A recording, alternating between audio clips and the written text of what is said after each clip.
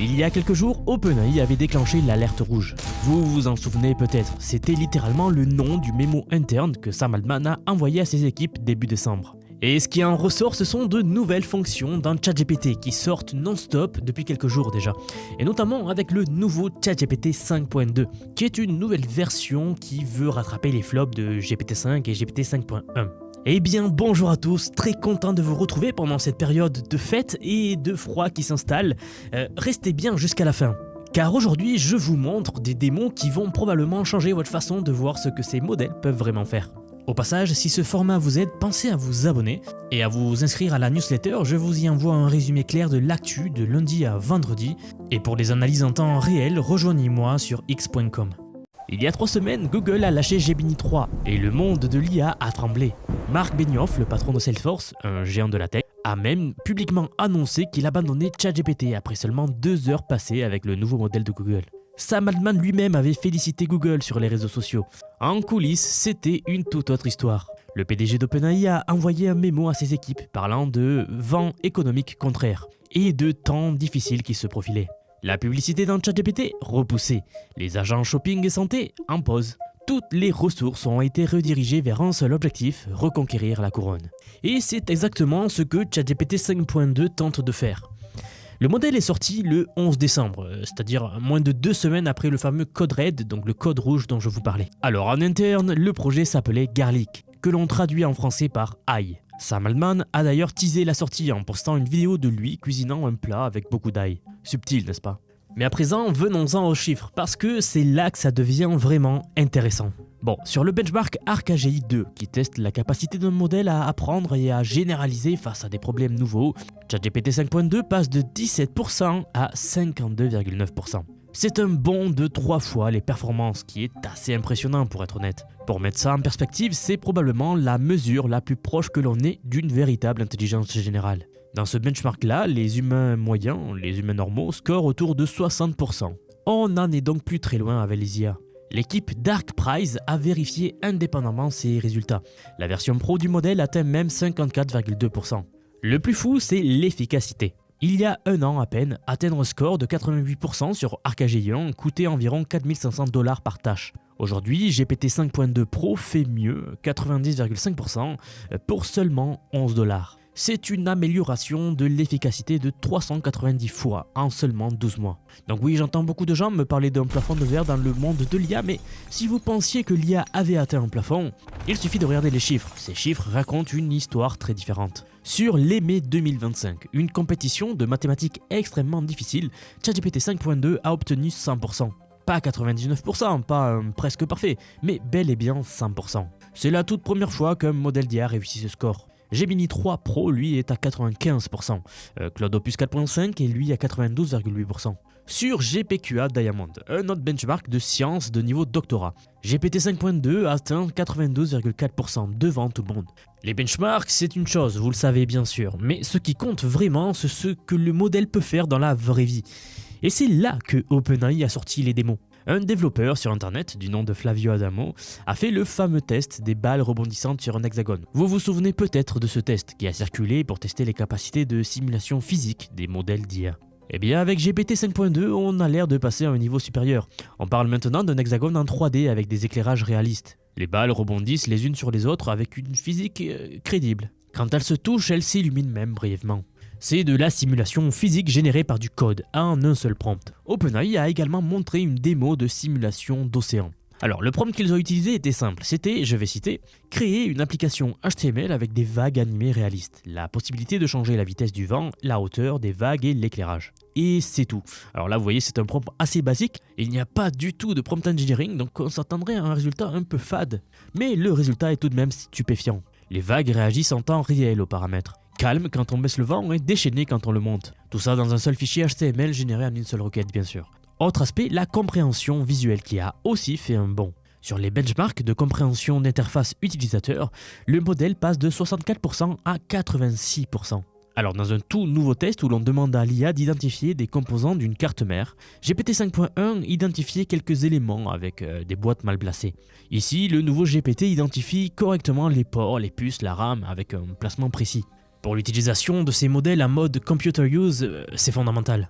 Côté hallucination de l'IA, OpenAI annonce une réduction de 7,2% à 6,2%, donc des réponses contenant au moins une erreur. Cela peut sembler modeste, mais dans un contexte professionnel où chaque erreur compte, c'est significatif pour être honnête. Mais après les premiers tests que j'ai faits, ce qui est particulièrement impressionnant, c'est la gestion du contexte long. Le modèle dispose d'une fenêtre de 400 000 tokens, avec maximum de 128 000 tokens en sortie. Mais bien au-delà des chiffres bruts, c'est ce qu'il peut faire avec ce contexte qui a changé. Donc sur le test MRC V2, avec 4 aiguilles cachées dans une botte de foin, en quelque sorte, de 256 000 tokens, ChatGPT 5.1 tombait à 42% de précision, donc il retrouvait 42% des fois ce que l'on demandait dans ces tokens-là. Et bien le nouveau GPT 2.5 reste à 98%. Avec 8 aiguilles, on passe de 30% à 70%.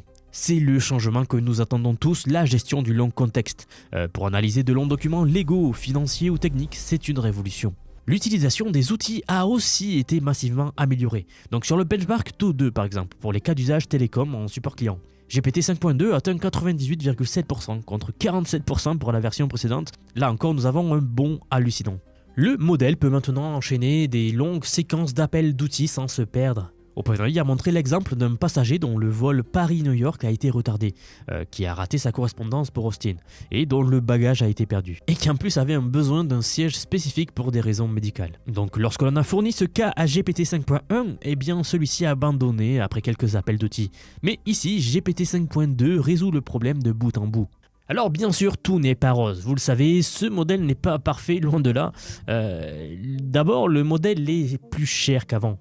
On passe de 1,25 à 1,75 $ par million de tokens en entrée et de 10 à 14 $ en sortie. C'est beaucoup, c'est une augmentation d'environ 40%. Si vous avez une petite production, ça n'a pas trop d'impact. Mais si vous faites tourner d'énormes systèmes d'IA, ça peut avoir un très gros impact. Mais quand on met ça en perspective avec les gains de performance qui sont présentés et que j'ai un peu testé, le ratio reste un peu favorable. Et puis, il y a la concurrence, bien sûr. Sur LM Arena, donc le classement communautaire des modèles, ChatGPT 5.2 arrive en deuxième position avec un score Elo de 1486. Devant lui, il y a encore Claude Opus 4.5 d'Anthropic, qui reste le roi incontesté du coding, du codage de l'informatique selon ce benchmark, et pour être honnête, a raison. Sur le SWE Bench Verified, qui teste la résolution de vrais bugs GitHub, donc des vrais bugs informatiques qui existent aujourd'hui, Claude est à 80,9% et ChatGPT 5.2 est à 80%. C'est très serré, donc ce qui joue là, à mon avis, c'est surtout la préférence des gens. Les développeurs se sont habitués à utiliser Claude.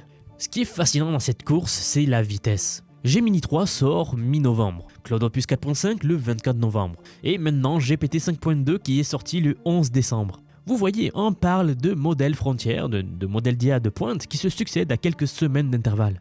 Les marchés prédictifs donnent maintenant 86% de chance à OpenAI d'avoir le meilleur modèle de coding au 1er janvier 2026. Et c'est pas rien, c'est là où les gens misent vraiment leur argent.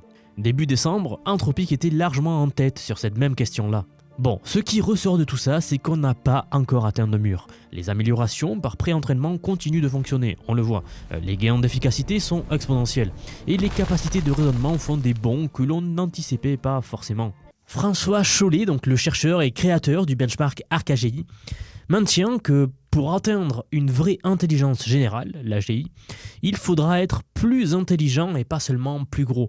Le scaling seul de compute, de puissance de calcul ne suffit plus.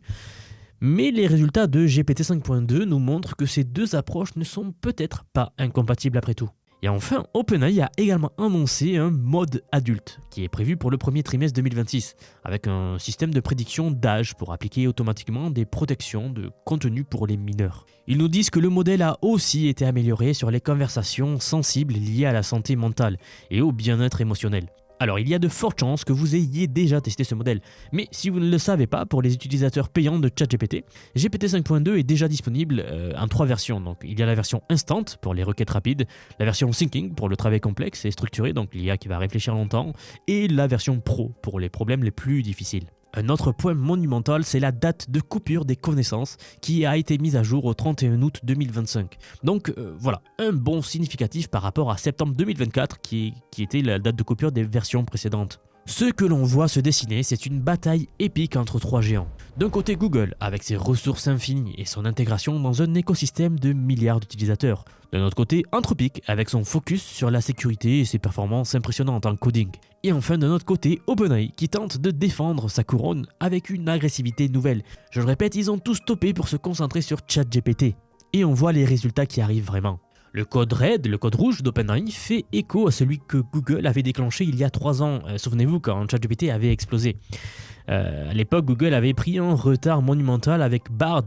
Si vous suivez l'IA depuis le début, vous savez de quoi je parle. Ils étaient à la rue complet. Quel combat qu'ils ont fait, c'est assez incroyable à voir. Il suffit de regarder aujourd'hui, les rôles se sont inversés. La startup OpenAI est devenue l'entreprise établie qui défend son territoire maintenant. Et la compétition n'a jamais été aussi intense. Pour vous qui regardez cette vidéo, la question n'est plus de savoir si l'IA va transformer votre métier. C'est plutôt de savoir si vous serez celui qui maîtrise ces outils ou celui qui se fait dépasser par ceux qui les maîtrisent vraiment. Ces modèles, vous le voyez, deviennent chaque mois, chaque jour quasiment plus capables, plus rapides et plus accessibles. Et la courbe ne montre aucun signe de ralentissement. Si vous vous demandez comment intégrer concrètement ces outils d'IA dans votre quotidien professionnel ou personnel, comment les utiliser pour gagner du temps, améliorer votre productivité et rester compétitif dans un monde qui change à toute vitesse, alors j'ai quelque chose pour vous. J'aimerais vous dire que depuis quelques mois déjà, j'ai construit un programme d'apprentissage unique. Je vous apprends l'IA sous tous ses aspects. C'est un parcours pensé pour vous transmettre tout ce que je sais. Alors non seulement sur les modèles comme ChatGPT, Gemini de Google, Grok que l'on vient de voir, mais bien d'autres.